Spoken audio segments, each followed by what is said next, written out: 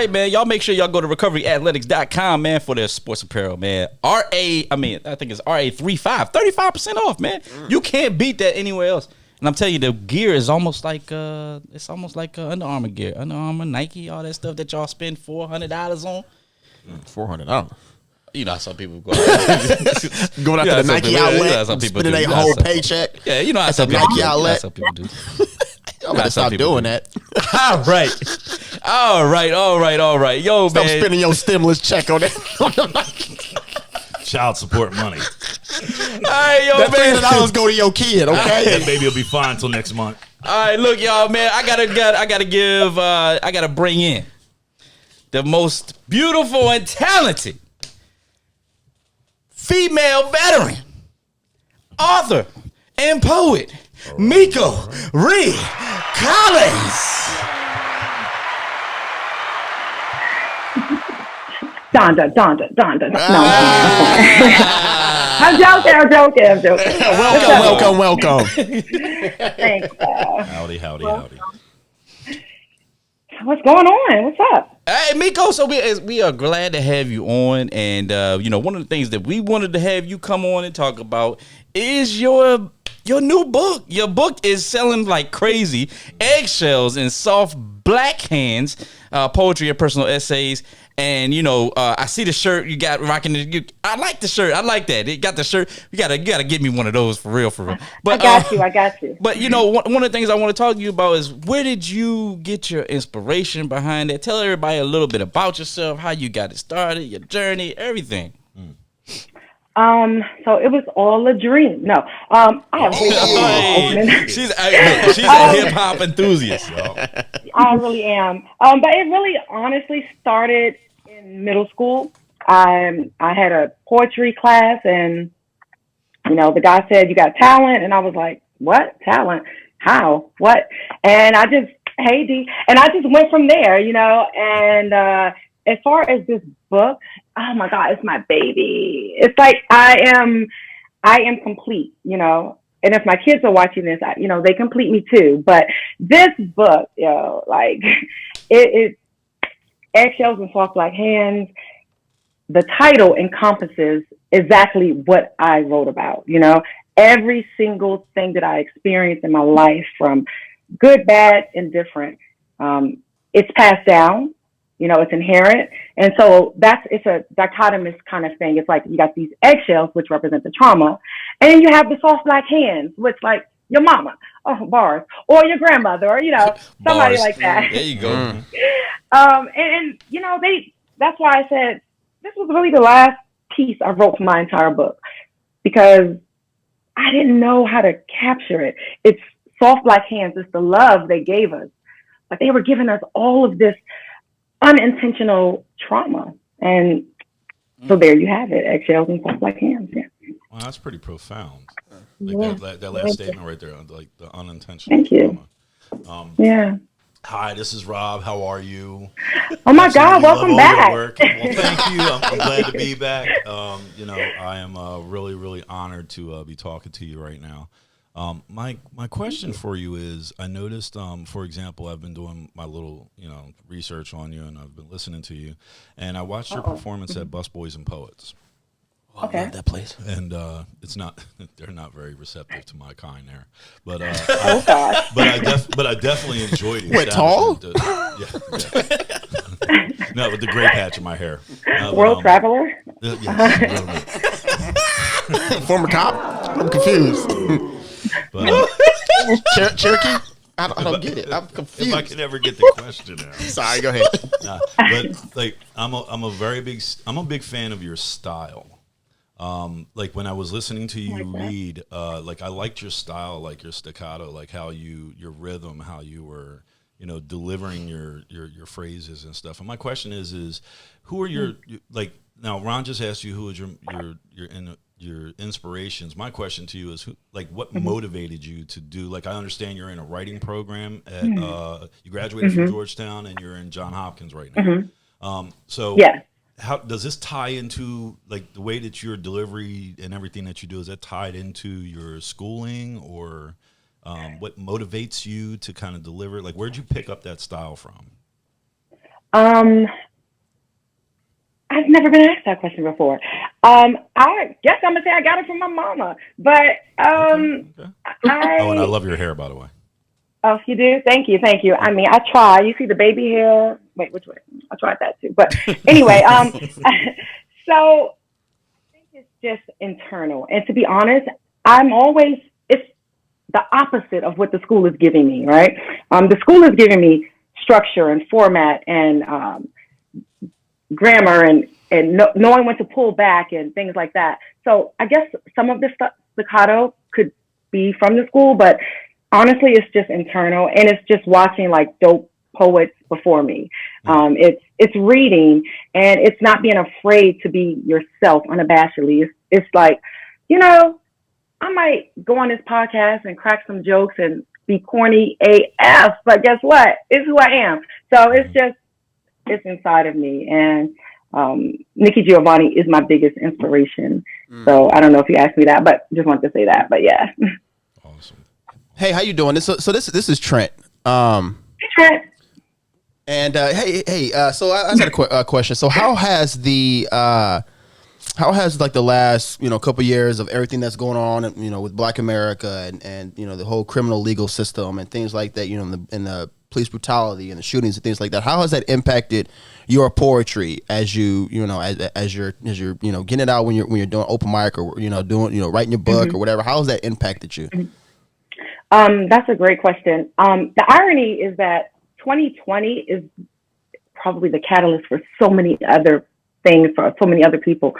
It's like I'm frozen or something, but okay. 2020 is the year that catapulted me to write to this perspective of my book. Because, think about it. Think about our kids who've experienced this. Think about, I have an 8-year-old and we went to see Black Lives Matter, and then we had to tell them the story behind why that occurred. That's unintentional trauma being passed down to my little 8-year-old and my 16-year-old daughter.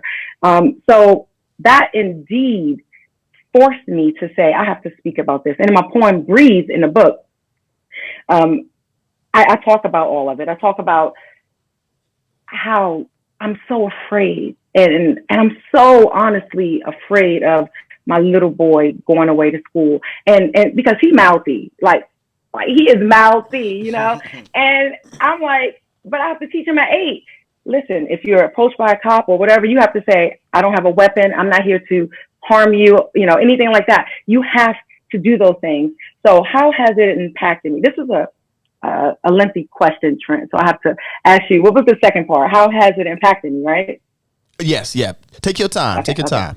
Okay.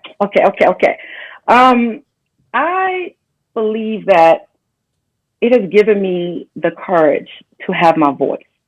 It has given me the ability to share what's inside of me. Which I know a lot of people have read the book so far. My father is an ex-con, right?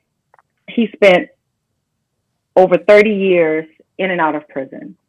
He is also now a junior at University of District of Columbia.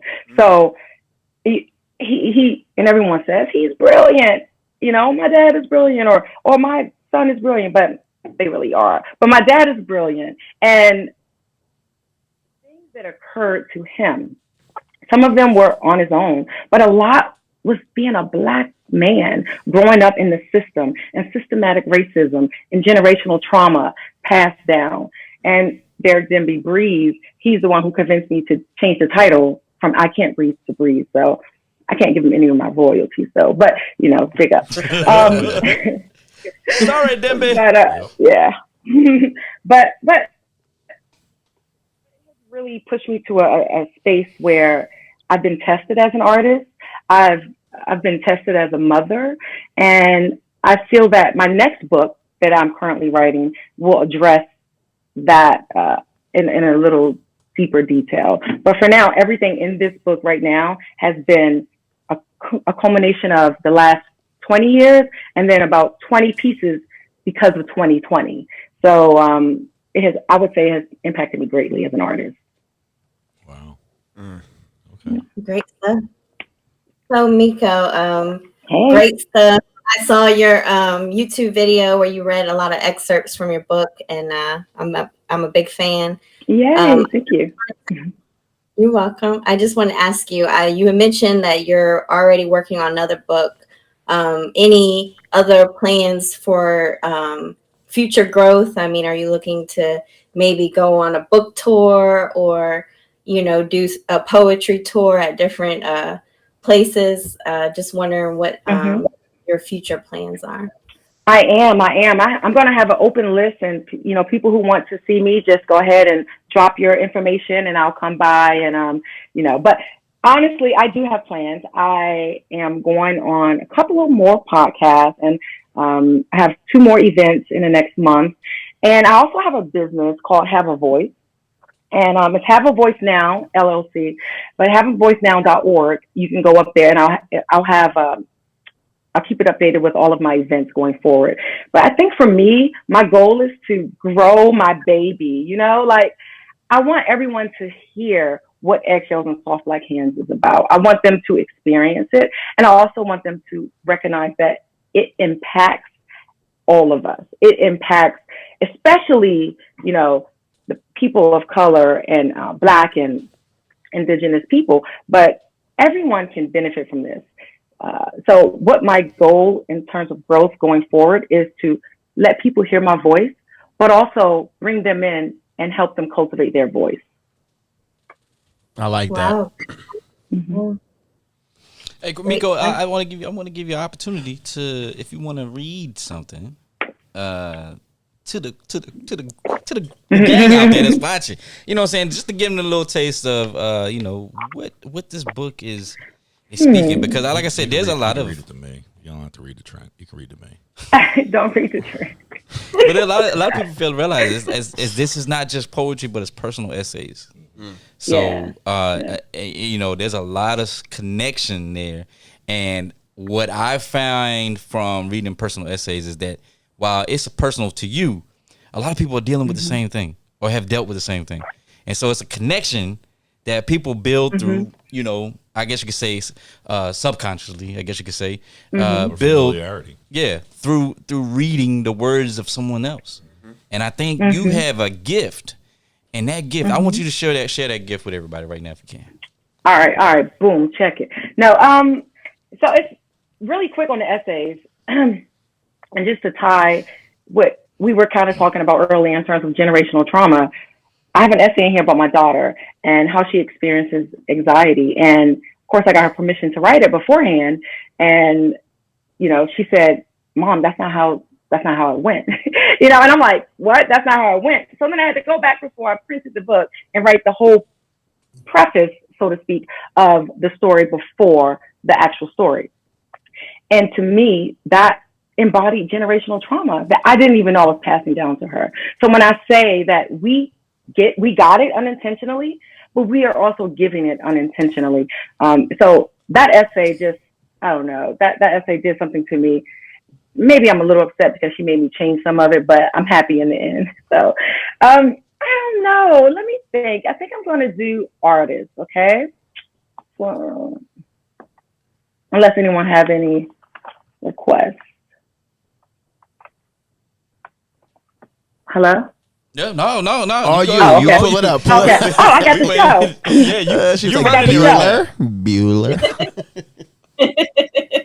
This mic isn't even on. Okay. I am an artist now. I don't know if I get your affection, and I really don't care if I meet with your rejection. But in this poetry game, you gotta believe me. Yo, my veins bleed this obsession, so I say again, I am an artist. And I don't define this by nappy hair and dreads or vegetarian spreads, turquoise beads, oils, or head wraps covering bald heads. I quintessentially do this with ease.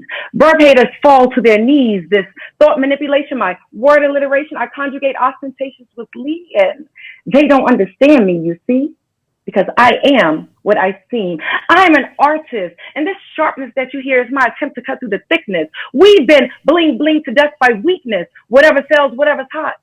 Well, now, it's not. I'm sick of this degradation classification. Oh, so you do poetry? What genre are you in? Well, you better get out while that neo soul stuff is still in. Are you kidding me? That genre's a trend, and if that genre goes out, this artistry's still in. You gotta think bigger than this. Don't be defined by society's ignorance, artificial paradigms, breed negligence. I am an artist, and I won't stand for this. Therefore, I reserve the right to obliterate this. I don't blaze with my fist. I use my pen to eradicate this. And therefore,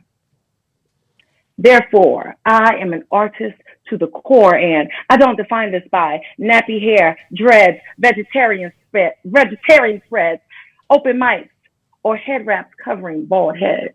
I, comfortable being uncomfortable, I quintessentially do this with ease. Thank you. Wow. I gotta I'm gonna do an applause. I'm gonna do applause too. Come on. Oh my goodness.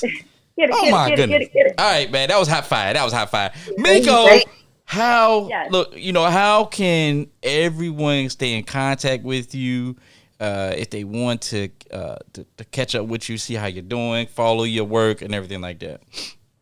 Okay. I am at Instagram. I'm on LinkedIn as Miko Reed Collins. I'm on Instagram as Miko Reed Collins. And oh my gosh, I think someone can guess what my name is on Facebook, Miko Reed Collins. So follow me there, and also go to haveavoicenow.org and sign up with your email list, and I'll start to send out information about my next event. Yes, man. Yes, yes, indeed. Yo, Miko, if you want to stay on for the last segment, feel free. We're talking about we got a say what moment coming up, man. But if you don't, man, we definitely appreciate your time. I'm here. Okay, all right, cool. So she gonna stay I on want for to us. chime in. She gonna rock it. She want to chime in. She gonna chime in. All right, that's what I'm talking about. All right, y'all. So y'all know what, man. Y'all give it up one good time for Miko Reed Collins. Hey.